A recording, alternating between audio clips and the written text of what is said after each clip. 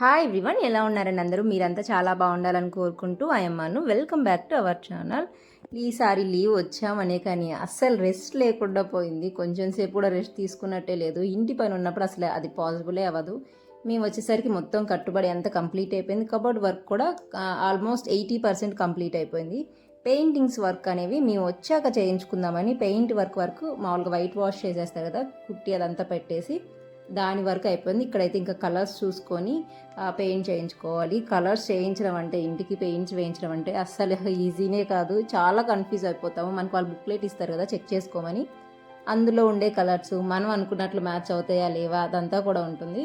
మేమేమనుకున్నామంటే light ash colour, white కాకుండా అలాగని cream white కాకుండా మేము వైట్ అనేది సెలెక్ట్ చేసుకున్నాం కబోర్డ్స్కి. దానికి కొంచెం డార్క్ కలర్స్ వచ్చేలాగా అనేది వాల్కి పెయింట్ చేయిద్దాం అనుకున్నాము. మాది కింద హౌస్ ఉంది కదా, ఎక్కువ కలర్ఫుల్గా ఉంటుంది. 10 ఇయర్స్ బ్యాక్, 10 ఇయర్స్ కదా, ఒక 8 ఇయర్స్ 10 ఇయర్స్ బ్యాక్ కట్టాము హౌస్. అందులో అయితే ఎక్కువ డార్క్ కలర్స్ ఉండేవి అనమాట. అసలు ఐడియా కూడా లేదు. ఒక్కొక్క వాల్కి ఒక్కొక్క కలర్ ఉంటుంది. రూమ్లో 4 వాల్స్ ఉంటే ఒక్కొక్క వాల్కి ఒక్కొక్క కలర్ ఉండేది. పైన సీలింగ్ ఉంటుంది కదా మనకి, ఇవి మనం చేయించాం కదా పిఓపి, అవి వాటికి ఒక కలర్స్ ఉండేవి, హైలైట్స్కి ఒక కలర్స్ ఉండేవి. ఇలా కలర్ఫుల్గా కనిపించేది. అప్పుడు అంత ఐడియా లేదు. ఇంకా పెయింటర్స్ ఇది బాగుంటుంది అని చెప్తే అలా వేయించుకున్నాము. ఇక్కడికి వచ్చేసరికి పైన హౌస్ మనం కట్టించేటప్పుడు మాత్రం అనుకున్న అస్సలు కలర్ఫుల్గా ఉండకూడదు, చాలా డీసెంట్గా ఉండాలి, కలర్స్ ఎక్కువ యూస్ చేయకుండా అనేసి మేమేమనుకున్నామంటే లైట్ వైట్, అంటే వైట్ కాకుండా క్రీమ్ కలర్ కాకుండా అదొక కలర్ అనమాట. వైట్ లాగే అనిపిస్తుంది కానీ ప్యూర్ వైట్ కాదు, వైట్ అలాగే గ్రే కలర్ అనేసి అనుకున్నాము. ముందు మేము గ్రే మెయిన్ అనుకున్నాము, ఆ తర్వాత ఇంకో కలర్ అనుకున్నాం అన్నమాట. అది వేశాక లైట్ బ్లూ కలర్ వస్తుంది, ఆ కబోర్డ్లో కనిపిస్తుంది కదా, అలాగా లైట్ బ్లూ కలర్ మనం స్కూల్స్కి ఎక్కువ వేస్తాం కదా, అలా ఉన్నట్టుందన్నమాట ఆ కలరు. తర్వాత మళ్ళీ పెయింటర్ని రిక్వెస్ట్ చేసి ఆ కలర్ కాకుండా మాకు వైట్ లాగా కనిపించాలి కానీ వైట్ కాకూడదు అనేసి చూసుకొని మళ్ళీ ఇంకొకసారి వాళ్ళ ఫోన్లో చూపిస్తే ఒకలా ఉంది, బుక్లెట్లో ఒకలా ఉంది, వాల్కి వేసాక ఇంకోలా ఉంది. ఇలాగా పెయింట్స్ వేయించేటప్పుడు చాలా కన్ఫ్యూజన్ ఉంటుంది. ఇంకా ఒకవైపు అలా దగ్గరుండి పెయింట్స్ వేయించుకొని తర్వాత పూజా మందిరు అలాగే 2-3 కబోర్డ్స్కి సంబంధించినవి వర్క్స్ అనేవి మిగిలేవి. అవి మేము వచ్చాక చేస్తామన్నారనమాట. ఇంకొక సైడు కబోర్డ్కి సంబంధించిన వర్క్ జరుగుతుంటే ఇక్కడ మేము పెయింట్ వేయించుకుంటున్నాము. ఈ మధ్య మనం ఎంత అమౌంట్ ఇచ్చి ఎంత వర్క్ చేసే వాళ్ళని పెట్టుకున్నా దగ్గరుండి చేయించుకోవాల్సి వస్తుంది. ఎవరు రెస్పాన్సిబిలిటీగా వర్క్ చేయరు చాలా వరకు. లేకపోతే మా వారు, కాకపోతే మా వారి ఫ్రెండ్స్, 2 అన్నయ్యలు ఉన్నారు, వాళ్ళు అని ఇలాగా మేము ఎవరొకరు అలా దగ్గరుండి మొత్తం చూసుకోవాల్సి వస్తుంది. పెయింట్ కూడా ఒక వైపు వేశారనుకోండి, అక్కడ ఉండి చూసుకోవాలి, ఇంకో వైపు సరిగా వేస్తున్నారా లేదా అని ప్రతిదీ మనం గమనించుకొని చెప్పాలన్నమాట. నేను కానీ మా వారు కానీ కంపల్సరీగా ఉండాల్సి వస్తుంది. ఇంకా ఎలాగో మా అత్తయ్య మామయ్య హెల్ప్ ఉంది కాబట్టి మేము ఇవన్నీ చూసుకోగలుగుతున్నాము. నేను ఇట్లా పైన వర్క్ చేసుకున్నప్పుడు అత్తమ్మ ఇంట్లో వర్క్ చేసుకోవడం అలాగా మేనేజ్ చేసుకుంటూ వచ్చాము. ఇలాగ ఓన్లీ హౌస్ అంతా కూడా ఈ 2 కలర్స్ ఉండేలాగే అనుకున్నాము. పెయింటర్స్ అన్నారు పైన పిఓపి ఉంటుంది కదా దానికి ఒక కలరు ఇలాగా చూసుకోండి అనేసి అని అన్నారన్నమాట. మాకు ఇవేవి ఇంక ఎక్స్ట్రా కలర్స్ వద్దు, రూమ్లో మనకి 4 వాల్స్ ఉంటే ఒక సైడ్ గ్రే వేసేసి మిగతా 3 సైడ్స్ ఈ లైట్ కలర్ వైట్ ఉంది కదా అది ఉంచేయాలి అనేసి చెప్పాము. అలాగే కబోర్డ్స్ చేయించిన మెటీరియల్తోని ఇలా చిన్న డ్రెస్సింగ్ టేబుల్ లా పెట్టుకున్నాం. జస్ట్ దానికి మిర్రర్ పెట్టేసి ఆ కింద డ్రా లాగా ఒకటి పెట్టుకున్నాం. ఏమన్నా మనకి సంబంధించిన థింగ్స్ ఉంటే అందులో పెట్టుకునేలాగా. మనం ఎక్కువ వచ్చి ఉండేది లేదు కాబట్టి అంత పెద్ద థింగ్సే ఉండవు. అలాగే అత్తయ్య రూమ్లో ఒకటి, మా రూమ్లో ఒకటి ఇలాగా మిగిలిపోయిన దానితోనే చేయించుకొని దానికి తర్వాత మిర్రర్ ఫిట్ చేయించుకున్నాం. ఇంక సపరేట్గా మళ్ళీ డ్రెస్సింగ్ టేబుల్ కానీ మిర్రర్ కానీ చేయించుకునే పని లేకుండా ఇలాగా ఈ 2 కలర్స్ మాత్రమే వేయించాము. కాకపోతే ఏమైందంటే మేము ఒపోజ్ బిర్లా పెయింట్ వేయించాము. ఈ గ్రే కలర్ ఏమైందంటే తర్వాత చిన్న ప్రాబ్లం వచ్చింది. మేము ఇంత ఇష్టంగా ఈ వర్క్ చేయించుకున్నాక ఆ పెయింట్ అలా వేసారు, కొంచెం బాధేసింది. జస్ట్ అలా టచ్ చేస్తే మార్క్ పడిపోతుంది. మీకు తర్వాత నేను అది చూపిస్తాను. ఇంకా అది చేయించాలని అనుకున్నాము. నేను ఈ పెయింట్ వర్క్ కోసం అనేసి ఊరు వెళ్లకుండా ఆగానమాట. ఇది ఎవరొకళ్ళని దగ్గరుండి చేయించుకోవాలి, ఎక్కడ గ్రే రావాలి ఎక్కడ వైట్ రావాలి అనేది నేను చూసుకోవాలనేసి నేను వెళ్ళలేదు. నేను వచ్చినప్పుడు అక్క వాళ్ళని మీట్ అయ్యాను కదా, అసలు ఎప్పుడు అక్క దగ్గరికి వెళ్తాము అనేసి అంత ఆత్రంగా ఉండే. పిల్లలు కూడా అసలు డైలీ ఇవాళ వెళ్దాం అనుకుంటాను, ఆ రోజు పెయింటర్స్ రాకపోవడమో లేకపోతే ఇంకొక చోట పెయింట్ ఆగిపోవడం అలా ఉంటుందన్నమాట. ఇలా కంప్లీట్గా ఒక కోట్ అంతా అయిపోయాక డబుల్ కోట్ ఏంటంటే దాని మీద వేసేస్తారు కాబట్టి ఇంక మేము ఊరికైతే స్టార్ట్ అయిపోతున్నాము. ఇక్కడ చూసారు కదా కలర్స్, ఇవి కింద హౌస్ కలర్స్ అనమాట. ఇలా కబోర్డ్స్ ఒక కలరు, వాల్స్ ఒక కలర్ ఇలా ఉండేది. ఇలా ఉండడం కన్నా కూడా సింపుల్గా ఎంత తక్కువ కలర్స్ యూస్ చేసుకుంటే అంత బాగుంటుంది. ఎంత లైట్ కలర్స్ మనం యూస్ చేస్తే వెంటిలేషన్ కూడా అంటే వెలుతురు అదంతా కూడా బాగా కనిపిస్తుంది. డార్క్ కలర్ యూస్ చేస్తే ఏంటంటే కొంచెం చీకటిగా ఉంటుంది అనమాట. అది ఇన్ని సంవత్సరాలకి తెలిసింది. అంటే అది కింద హౌస్ కట్టేటప్పుడు అంత నాలెడ్జ్ లేదులేండి. ఇంకా మా అత్తయ్యని కూడా తీసుకొని వెళ్తున్నాము. స్కీమ్ కట్టామన్నాం కదా, అప్పుడు విజయవాడలో తీసుకోవడానికి కుదరలేదు. లలిత అక్క వాళ్ళ ఊర్లో కూడా ఉంది. ఇంకా అందుకనేసి ఒకేసారి బ్లాక్ బీడ్స్ కూడా తీసుకొని అత్తయ్య రిటర్న్ వస్తారు, మేము ఒక 4 రోజులు ఉందామనేసి ఇంకా రెడీ అయిపోయాము. పిల్లలు అయితే 2 డేస్ నుంచి నా మీద కోపంగా ఉన్నారు. కావాలంటే మా ఇద్దరిని పంపించేసే నువ్వు ఉండి వర్క్ చేయించుకో అని అంటున్నారు. ఇంకా మనం వచ్చేది ఎప్పుడో ఒకసారి కదండి. అక్క పిల్లలు వీళ్ళంటే బాగా కనెక్ట్ అనమాట. పిల్లలు వీళ్ళంతా వెళ్ళి ఉండాలనేసి ఇంకా అక్కడికి వెళ్తే వాళ్ళ ఆటలు బాగా సాగుతాయి. కావాల్సినవన్నీ ముందుగానే మాకు అరేంజ్ చేసి పెడుతుంది. వాళ్ళని అక్కడికి ఇక్కడ తీసుకెళ్ళి తిప్పుతుంది అనమాట. కాకపోతే నేను వెళ్ళాననే కానీ పనుల మీదే తిరగడమే సరిపోయింది. ఇక్కడ ఏంటంటే అక్క వాళ్ళ ఊర్లో మంచిగా ఉంటాయి బట్టలు అవన్నీ కూడా. మేము చిన్న గృహప్రవేశం పెట్టుకోవాలనుకుంటున్నాం కదా, దానికి సంబంధించిన శారీస్ కానీ, తర్వాత నాకు కొన్ని మెటీరియల్స్ కావాల్సి ఉండే దానికోసం కూడా. అంటే నేను ఇక్కడికి వచ్చినప్పుడు స్టిచ్ చేసుకోవడానికి, నేను హర్యానాలో కదా ఉండేది, మనకి లాంటి మెటీరియల్స్ అనేవి క్లాత్ కానీ అంటే లెహెంగాస్ అలా స్టిచ్ చేయడానికి కానీ, లాంగ్ ఫ్రాక్స్ అలా స్టిచ్ చేయడం కానీ, అలా ఇంటికి సంబంధించిన కొన్ని థింగ్స్ తీసుకోవడం కోసం కానీ అలాగా తిరుగుతూనే ఉన్నాం. ఉన్న 3-4 డేస్ కూడా అక్క దగ్గర అసలు ఇంట్లో ఉన్నదే లేదు ఈసారి. ఇంకా మేమంతా రెడీ అయిపోయితే స్టేషన్కి వచ్చేసాము. మేము వెళ్ళే టైంకి హాలిడేస్ అయిపోయి అందరికీ స్కూల్స్ కాలేజెస్ ఓపెన్ అయ్యే టైం అనమాట. కానీ ట్రైన్ ఎంత ఫుల్గా ఉందో. బస్కి వెళ్ళాలంటే ఇక్కడ నుంచి ఎక్కువ జర్నీలా ఉంటుంది, ట్రైన్లో జర్నీ అంత ఎక్కువ ఉండదు. బస్కి ఒక 4 అవర్స్ అలా పడితే ట్రైన్లో మనకి 2.5 అవర్స్ 3 అవర్స్ లోపే వెళ్ళిపోతాం అనమాట. కాకపోతే అస్సలు ప్లేస్ లేదు. మిగతా టైంలో అయితే నన్ను బాగా విసిగిచ్చేవాళ్ళు. వీళ్ళకి ఇలాగా ఎప్పుడో సంవత్సరాలు ఒకసారే కదా జర్నీ చేసేది, అలా కొంచెం ఇబ్బంది పడినా కానీ వెళ్ళేది అక్క దగ్గరికి అనేసి మంచిగా కంఫర్ట్గా సైలెంట్గా ఉన్నారనమాట. వెళ్ళేసరికి మా తమ్ముడు వచ్చాడు స్టేషన్కి. వాడిని చూసి ఎన్ని డేస్ అయిపోయిందో, మంత్స్ అయిపోయింది. 9 మంత్స్ అలా అవుతుంది నేను వీళ్ళని చూసి.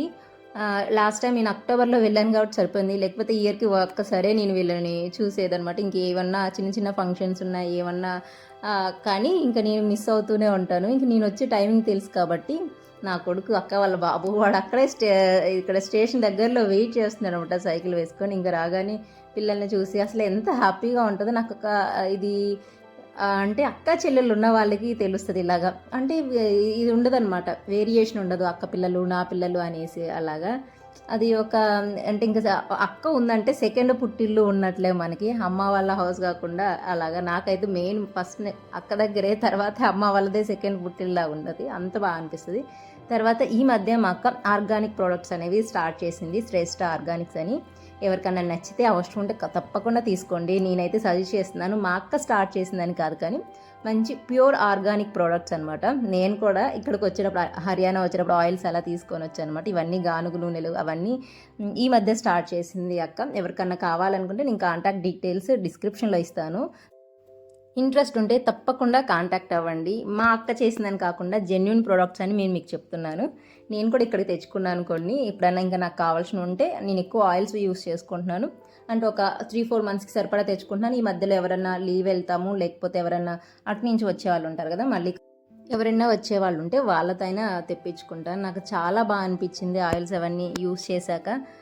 నిజానికి అక్క చెప్పినట్టు మనకి ఒక కిలో ఏంటివి పల్లీలు కొనాలంటేనే 210 రూపీస్ పడుతుంది. అలాంటిది ఒక కిలో ఆయిల్ రాదు కదా, ఒక 5 కేజీస్ ఏమో కానీ అవి ఆడిస్తే కానీ మనకు 1 కేజీ ఆయిల్ రాదంటారు కదా, అలాగా నిజమే కదా, వేస్ట్గా పెడుతున్నాం, వేస్ట్ ఫుడ్ కోసం అని అనిపించింది.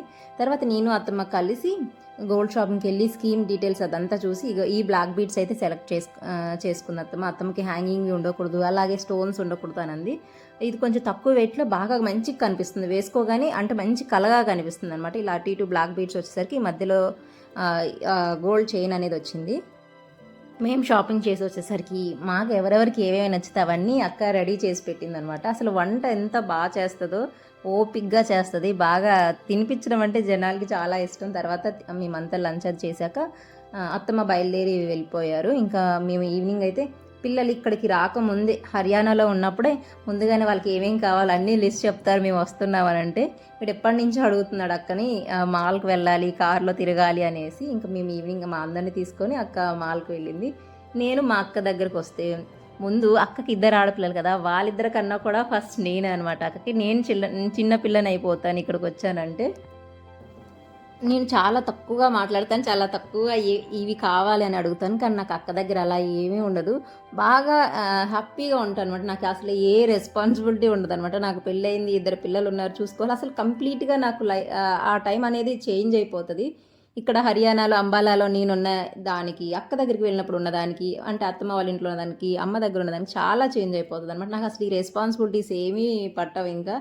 పిల్లలిద్దరికి ఫుడ్ నుంచి, అలాగే స్నానం ఇవన్నీ కూడా కంప్లీట్‌గా పిల్లలే చూసుకుంటారనమాట. వాళ్ళకి తినిపించడం. అసలు నాకు ఆ బర్డెన్ అనేది పడదనమాట. అసలు ఒక్కసారిగా చేంజ్ అయిపోతది. అసలు నాకు ఏ రెస్పాన్సిబిలిటీ ఉండదు. హ్యాపీగా నచ్చింది తినడం, కావాల్సింది చెప్పగానే క్షణాల్లో అక్క తీసుకొచ్చి పెట్టుద్ది. ఎక్కడ కావాలంటే అక్కడ తీసుకెళ్తది. మేమంతా ఇలాగా భలే హ్యాపీగా టైం అనేది అసలు తెలీదు.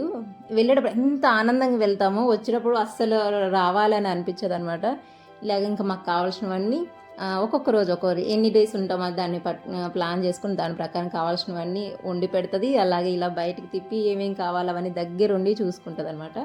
చెరి అడుగుతున్నాడు అనేసి వాడిని ఇలాగ గేమింగ్ జోన్కి తీసుకొచ్చి కొన్ని గేమ్స్ వాడితో ఆడిచ్చాము, మేము ఆడాము. అసలు ఫుల్ ఫన్ అనమాట. అసలు నాకే అనిపిస్తుంది, చాలా కొత్తగా అనిపిస్తుంది అన్నమాట, డిఫరెంట్గా అనిపిస్తుంది. ఇప్పుడు దాకా సీరియస్ మోడ్లో ఒక రెస్పాన్సిబిలిటీ మదర్ లాగా అన్ని పనులు చేసుకుంటూ, అలాగే నా బేకింగ్, వీడియోస్ ఎడిటింగ్, ఇదని అదని ఇలాగ ఒక ఇదిలో ఉండేది. ఇంక అక్కడికి వెళ్ళిపోతే నాకు అసలు ఏమీ ఉండదు. పిల్లలు ఎలా అయితే హ్యాపీగా ఉంటారు కదా, అలా అయిపోతానమాట నేను. అలాగే నా 2 కూతుర్లతో కలిసి చక్కగా తిరగడము, తినడము, ఆడుకోవడం ఇలాగ. మోనానైతే నేను కంప్లీట్గా మర్చిపోతాను. మోనా ఇంకా మా అక్క దగ్గర ఉండిపోద్ది.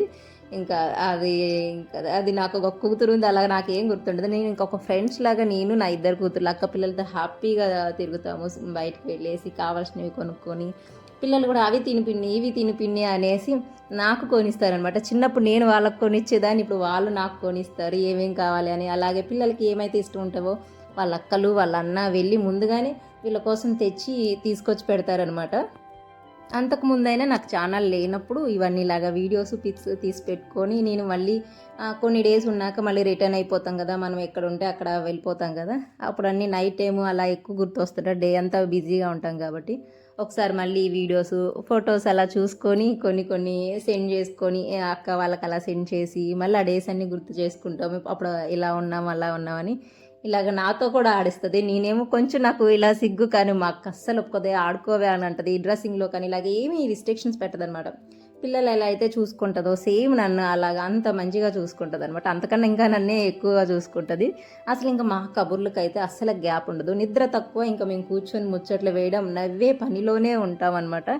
ఈసారి అమ్మ వాళ్ళు అన్న వాళ్ళు కొంచెం మిస్ అయ్యాం, కానీ ఇంకా మేమంతా మాత్రం బాగా ఎంజాయ్ చేసాము. తర్వాత ఇంటికి వచ్చేసాక నా చిన్న కూతురు కూడా స్కూటీ నేర్చుకుంది. అదే నాకు చూపిస్తుంది అనమాట. అది కూడా స్కూటీ నేర్చుకుంది, కానీ నేను స్కూటీ నేర్చుకోవాలా. అలాగే నాకు కాఫీ అంటే ఇష్టం అనేసి నా చిన్న కూతురు వెళ్ళి కోల్డ్ కాఫీ చేసుకొని వచ్చింది. అప్పుడు టైం ఎంత అయింది తెలుసు, నైట్ 12:30 అలా అయిందనమాట. ఆ టైంలో నాకు కోల్డ్ కాఫీ తీసుకొచ్చింది. ఇలాగ అసలు టైమే లేకుండా ప్రతి ఒక్క మూమెంట్ చాలా హ్యాపీగా ఎంజాయ్ చేస్తాము.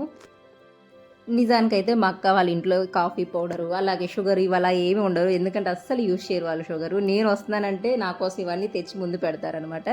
ఈ వీడియో అయితే ఇక్కడితో ఎండ్ చేస్తున్నాను. ఈ వీడియో నచ్చితే తప్పకుండా లైక్ చేయండి. Thank you for watching. మళ్ళీ కలుద్దాం మరో వీడియోలో.